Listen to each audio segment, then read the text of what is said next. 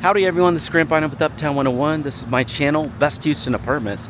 I'm still here at the Coop Heights and I finished my tour, but I just wanted to kind of give you an impression again of just kind of the whole building. So what I found is there's actually two buildings. So there's this building and then there's this building over here.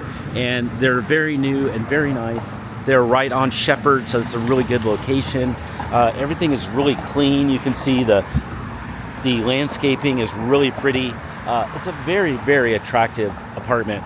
The sell point is you've got a really good low price at a really cute apartment that's recently built. So you're gonna have modern, good, clean, beautiful apartment.